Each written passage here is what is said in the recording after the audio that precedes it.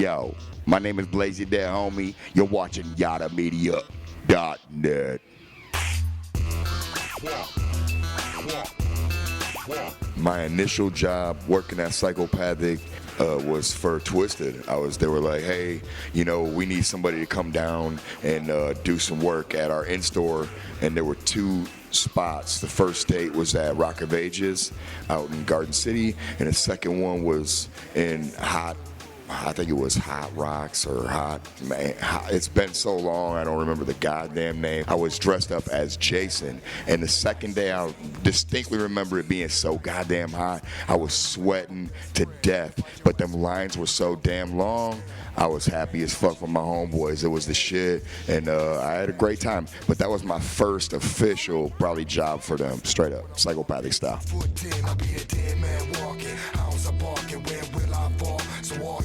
Straight up, what happened was I did some work with Twisted. We had done an EP. I worked, man, I don't know if anybody knows, but for years, I've known Twisted for years. I met them back in probably 92, somewhere around there, 92, 93 era, and they were already fresh into House of Crazies. I was new, green as hell, didn't know shit, and I talked to them, and ROC, Madrox, Monoxide, they took me under their wing, and through the course of time, it kind of just chips fell where they may, and I did happen to do an EP with Twisted. We did an EP, we called it ISI, and they took that up to Psychopathic, and through the course of things, Twisted already kind of knew Psychopathic and the fellas up there, so they had a meeting with them, and they were ready to sign Twisted, but of course they didn't know me. They were like, who the hell is this motherfucker? But you can bring them around, you can, we'll give them a job, we'll give them a chance, we'll give them a shot. And that was officially what it was. They gave me a shot, and officially they gave me a shot on writers, Psychopathic writers. They were like, here you go, we're gonna test you and see if you can do your thing here. And that's what I did. And I put it down, and they were like, fuck yeah, we love this motherfucker. And I was on Twisted's first record, The Most Tasteless. It was these songs that were done for ISI. Some of the songs were taken and used on the album, so technically I was on their first shit, and thank God to that. You know what I'm saying? That's my brothers for life, they're my family for life, and that's how it was for sure.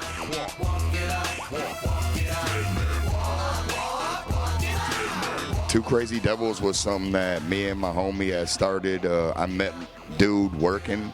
When we were working, I was probably, I think, a sophomore in high school, and I was out in the parking lot rapping all the time to other people's shit that I knew. And this is time when basically music was blowing up, horrorcore, wicked, acid, whatever you want to call it, shock, whatever you want to call it. It was blowing up in our neighborhoods, and I met another dude that was doing it, that was working with me, and he came to me and was like, dude, you sound nice, you ever think about rapping and shit, and it was like, I don't know, let's talk about some shit. And then we kind of got together and started writing together, and then through all the shit happenings like that, we went straight in the studio. And this is kind of how we met House of Crazies, It's like I met them promoting some shit for Two Crazy Devils that we never even had recorded. We had an ideas, and we were like, oh, this is what it's gonna, delusions of grandeur, oh, we're gonna be the shit, we're gonna be the best ever, we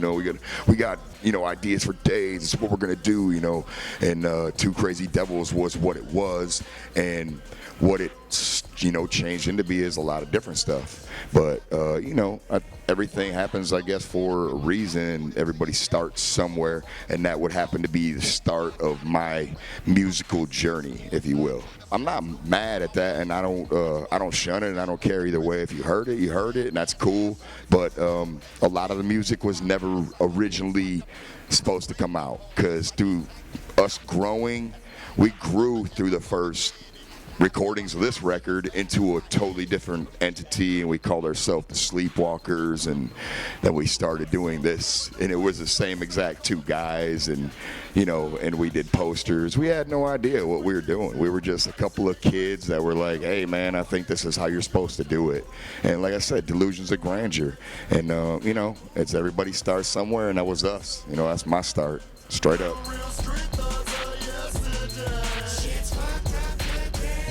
My first rap I ever wrote, I remember it like the back of my hand. It was called True, and it was a song that I had wrote. It was just basically wasn't a song, it was a verse. Because back when we were writing, everybody would write, and you would write pages. You'd write a full page worth of raps, and that would be your verse. Nobody knew how to count bars. We didn't know how to count rhymes. We didn't know how to count nothing. We were just like, oh, well, you spit. You just keep going until your page is done. And I remember the first thing I ever did, it was called True, and I never spit this rap. I had it in the back of my pocket in my wallet for the longest fucking time. I carry it with me everywhere. There's one person who's ever heard me spit this rap, and it's my cousin Matt Nips, and I'm telling you the truth. Straight up, he's heard me, because at one of my lowest points I thought about this, and it was like, this is the start of what it was. And he was like, hey, I think I just started smoking weed. It was, nothing was looking right at the time for me. And it was like, let's do this. And he was like, you just need to, here's a pen, just do it. And I started writing shit down. And it was shit that it was for me, and it was like, it didn't happen to be a Blaze You Dead homie rap, and it still isn't. But, one day if you ever hear some shit and you're like, oh, that's the shit he's talking about, it's called True. You'll hear him, you'll be like, damn, that's what he was talking about. It's that long ago. But it's straight up, that's the first verse I ever wrote. Oh man, rap is different. I mean, music in general, I was influenced by family members. Like, I had a lot of them. My motherfucking grandma had, musical instruments all over her house, organs for days. My aunt sang in choirs and all types of weird ass shit. I started young. I sang in choir as a young ass motherfucker, and then I moved on from that. My brother played the drums. My older sister was into funk. My other sister and me were right on the cusp of when rap was like exploding. So rap music was what the fuck we were influenced by. It was like, that's what I remember, and more importantly, it was like West Coast. We were from the Midwest, but we always thought Midwest was so close to the West because we're the Midwest. We might as well be the West Coast, right? We didn't understand that, we're really, really close to the East Coast. But, what I mean? At the time, you were like, well, we're the Midwest, right? So we might as well be the West Coast. So anything that was coming out the West Coast, you were like, that's my shit. You know what I mean? Straight up. I mean, I was there when it was up and coming times for these other guys, you know what I mean? Like NWAs and Eazy-E's. I was listening to that. These are the dudes that were influencing me. And then, Spice Ones and E40s and all these different cats, you know what I mean? Bay Area cats, DJ Quick, dudes that were out there that were just doing it. And then, through that course, I dipped into some Texas and the Ghetto Boys, and I got into that. And then, as I said, it spread out. And then, of course, you were subject to more of what was going on in the East Coast, which is like Stetson Sonic and shit that was on the actual TV. Oh, Yo MTV Rap Song. This is what they're playing. You know what I mean? Like fucking Public Enemy, and you know what I mean? Stuff that's East Coast, and it was the shit too. And it was like, that's why it was such a time. There was so much shit coming out, and everybody seemed like they were speaking their mind. And that was one thing that it seemed like. That's what I told you. Like true. That was what I thought, and that's what it was about. What it was. You know what I mean? That was kind of rap music to me. They're speaking so much truth and stuff that nobody understands yet, and it was a shit, and that's where it hit for me for sure. My first official show ever as Blaze was it would have to be, I mean, it's weird because I talked about this the other day with a couple people, but I went out on stage as a persona of possibly being Blaze. The first time I ever came out, I painted up as complete white face all the way around with white hair pulled all the way out somewhere crazy. I don't even remember where it happened.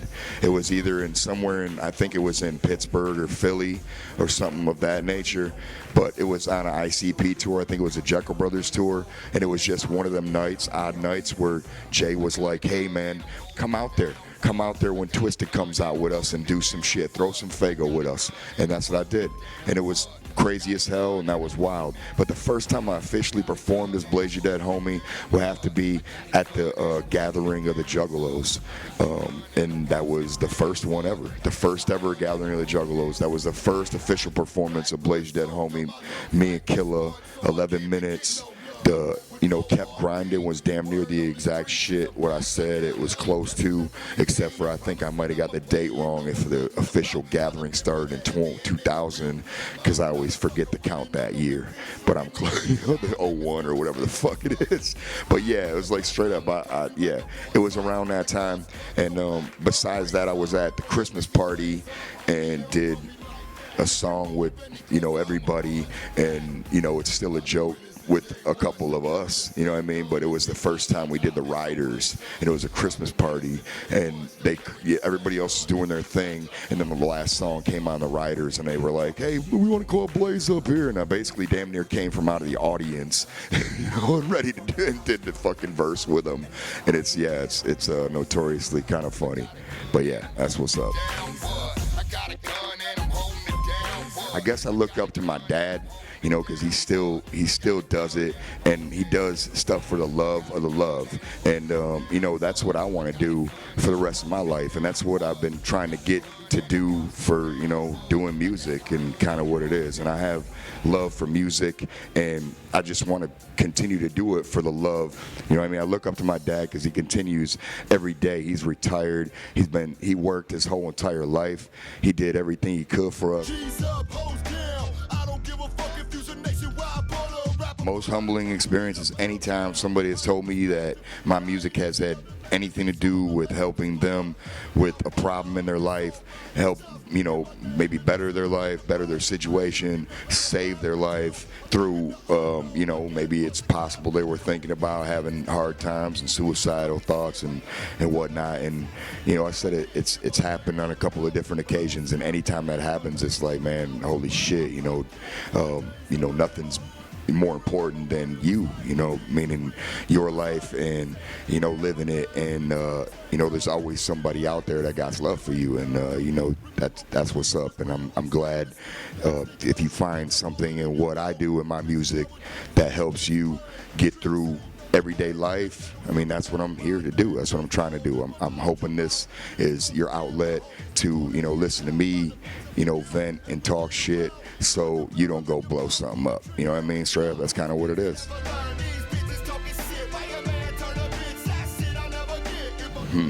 Man, that's tough. It's tough. The best advice I'd ever received, it's tough to me because the only advice the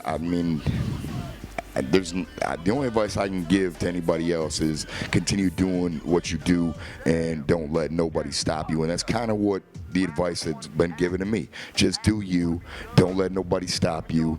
And, if motherfuckers like you, they're going to like you. If they're going to hate you, they're going to hate you no matter what you do. So just do you and continue to do you. And, if you do that, you're going to succeed in whatever the fuck you do.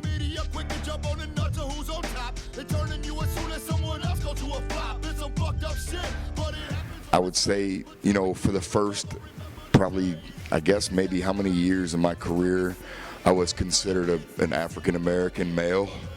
And I think it was because of what I wore and a lot to do with my voice. And then, I wore pantyhose and shit, and it was like every day I was looking to go rob a motherfucker. And then I had a little paint on me too. And then, with the course of that, people were putting two and two together and, oh, Blaze is black. And it's like, I didn't mind. I thought, I was like, whoa, this is crazy. I really thought it was sort of funny because I was like, I'm a white dude, sort of, I'm white. You could see me here, and I got a white face with this red on me and shit.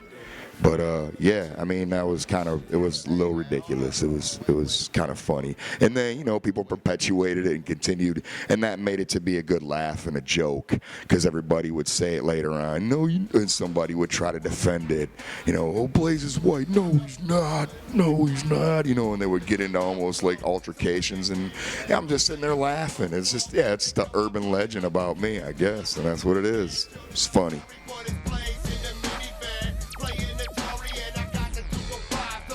Coffin Break is my official little blog spot thing that I'm doing, and it's kind of like a place for me to speak my mind, say whatever the fuck I want to talk about. I haven't done a lot of social media shit in a while. It's like I know that it's easy to do now, and I'm trying to get on it and do some shit where, you know, it wasn't the way it was before, where it was like, oh, you got to log in every day to this bullshit and this bullshit. Well, now it's so easy. You can do it off your phone or anywhere, and people are doing it anywhere, and I want to just get a piece of it and be in it too. I got things to say all the time, and you're gonna hear me say that shit and talk a bunch of shit, and maybe I'll talk some shit about people, or maybe I won't. Maybe I'm cool with people, but either way, you'll hear some shit. And then you know, it'll be on right now. It's on the official Twisted YouTube channel.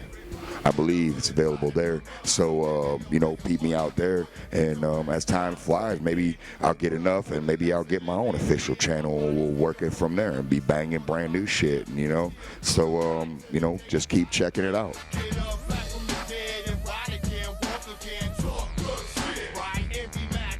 Gang Rags Reborn is the shit. It's the way Gang Rags Extended Edition should have been. It's probably the way Gang Rags should have been. The original Gang Rags with the rag in the package. It's possibly how that should have been.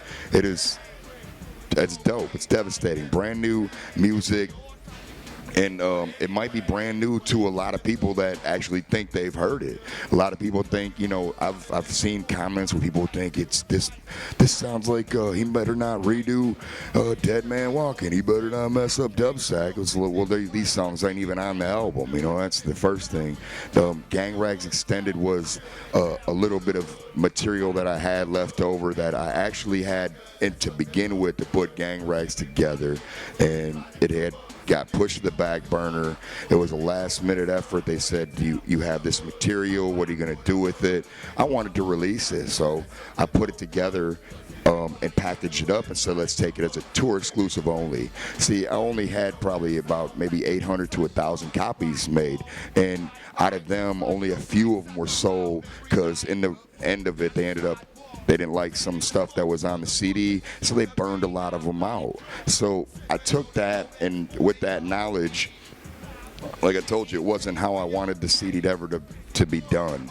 Well, in the midst of the things, I had gained control of the music myself. So now I'm like, fuck it, let me do this shit and put the shit together the way it should be. And I say it's brand new music. Michael 7 is the motherfucking producer. He schooled it. He's the man. It's remixed by him. Every fucking track, brand new tracks by Deadbeats. And me and Deadbeats doing it, and then, you know, I got it remixed and mastered by somebody, and it's straight up, it's how it should have been in the first place. It's just how the music should have been heard in the first place, and every track is dope. I'm doing a couple tonight, you know, check them out if you get a chance. It's the shit. You'll hear them out here, and I hope everybody enjoys it, because I think it's the best, you know, that it's ever sounded. And some of the songs you're gonna hear and be like, I never even heard that track before, because you're right, you didn't hear it the way it should have been heard, and this is the way it should have been heard right here on Gang Rags Reborn. Know about it.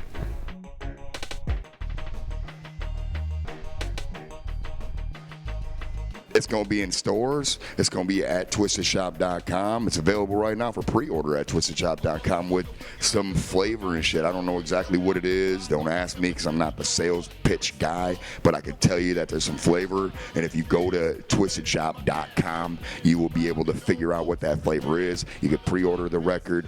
Man, I'm telling you, check it out. You can hear it right now. You hear little snippets here and there. I've been still dropping little pieces, and I might be dropping a couple more before the record actually drops. So keep your eyeballs peeled, keep your ears open, and you know, check it out, because there's some shit I got for you to listen to, and I got some shit to say.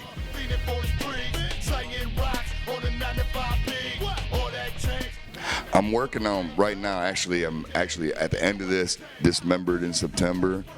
I'm moving on to going back to the office and start working on some new project and some product for the new year. Because basically, as soon as Gang Rags Reborn is dropped on the 21st, I'm gonna be out.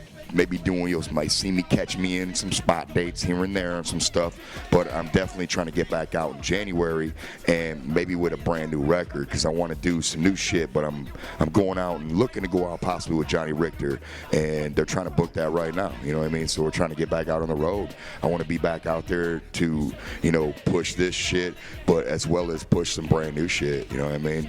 Get moving on it.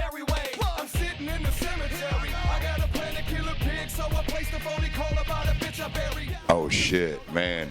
I'm gonna party like it's 1999 and then party like it's 2099 and then probably party like it's 3099. I don't know, I'm gonna party, that's all it is. I'm just gonna have a nice little party, and maybe it might be a sweet ass 25th anniversary, death anniversary, his death birthday anniversary party. And if you're in the area, maybe you can check it out. It might happen sometime in October. Look around, look out for it, and if it is, we'll see. I don't know. I'm gonna have some fun either way. I'm still gonna have a fun no matter what. I'm gonna have a party. If you're not there, then it's because you weren't invited. What? YadaMedia.net. Blazy Dead Homie. Know about it.